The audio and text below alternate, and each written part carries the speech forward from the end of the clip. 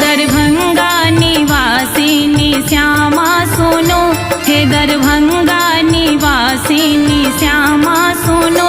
कोना वर्णन यहाँ के माँ महिमा करो, कोना वर्णन यहाँ के माँ महिमा करो।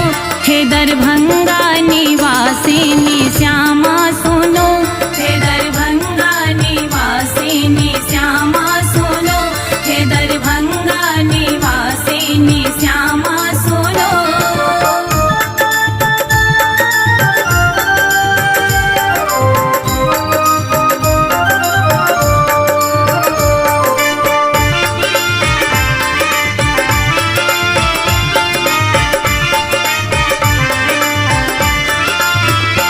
अहीं दुर्गा भवानी है काली जी माँ, अहीं दुर्गा भवानी है काली जी माँ।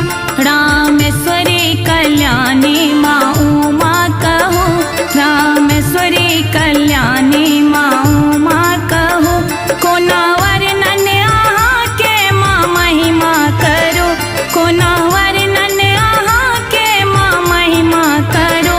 हे नवादा निवासिनी दुर्गा सुनो, हे नवादा निवासिनी दुर्गा सुनो, हे नवादा निवासिनी दुर्गा सुनो।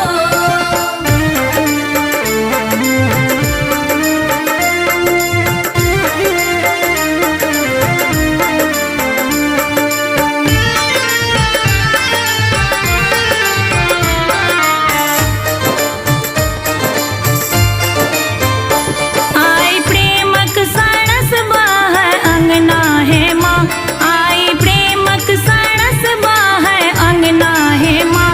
अच्छी घर घर सजल माँ प्रतिमा देखो, अच्छी घर घर सजल माँ प्रतिमा देखो। कोना वर्णन यहाँ के माँ महिमा करो, कोना वर्णन यहाँ के माँ महिमा करो। हे कसरर निवासिनी